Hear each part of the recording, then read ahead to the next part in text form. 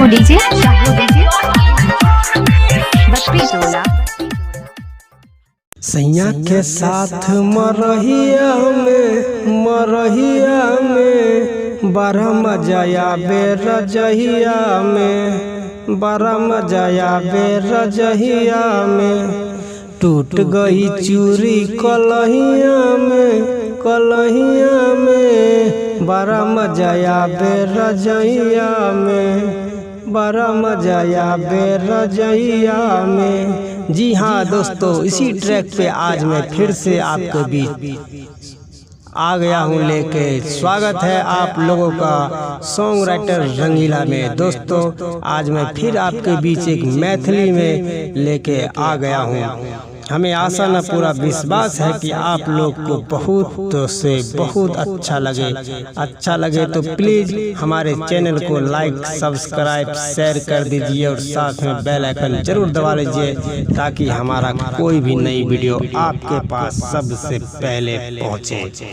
दोस्तों आप लोग ने सब्सक्राइब नहीं करते हैं और सॉन्ग उठा लेते हैं, सॉन्ग गा लेते हैं, लेकिन सब्सक्राइब नहीं करते हैं, लाइक नहीं करते हैं और शेयर भी नहीं करते हैं। दोस्तों अगर बताइए आप लोग को सब्सक्राइब करने में अगर पैसे लग रहे होंगे तो वो पैसा हम देंगे।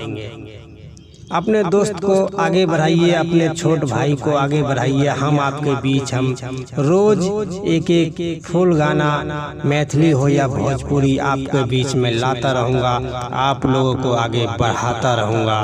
आप लोग का साथ हो तो हमारा भी यही सबसे बड़ा विश्वास हो। दोस्तों चलिए हम वीडियो को शुरू करते हैं। भगेल छोरी तोहर शादी गे, हे गे शादी गे, चिखाई देना अपन परसादी गे। हाँ भगेल छोरी तोहर शादी गे, शादी गे, चिखाई देना अपन परसादी गे। गुडवा के भेला भाभी गे, हे गे भाभी गे, गुडवा के भेला भाभी गे, हे गे भाभी गे, चिखाई देना अपन परसादी गे। भगेलो छोरी तोहर शादी गे, हे गे शादी गे, चिखाई देना अपन परसादी गे। दोस्तों कैसा था मुखरा और हमें बताइए कमेंट में कि कैसा आप लोगों को ये मुखरा लगा। और चलिए हम चलते हैं फर्स्ट अंतरा के पास। हे गे ससुरा से जेलही नहीं हमरा बतलही, लॉकडाउन खुलते भातार वाला भेलही। कुमारे में तोहर हमें यार गे, तू हमरा से करही प्यार गे।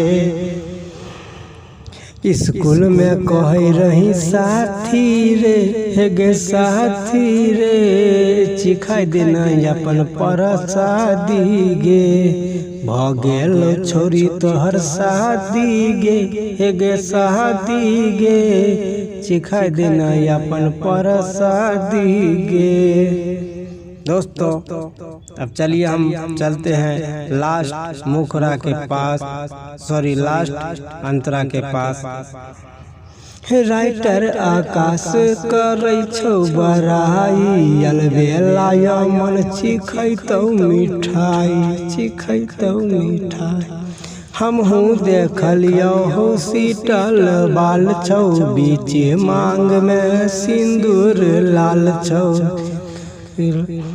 ई साल हेल तो पलंग पासी गे, हे गे पासी गे, चिखाई देना अपन परसादी गे। भगेल छोरी तोहर शादी गे, हाँ शादी गे, चिखाई देना अपन परसादी गे।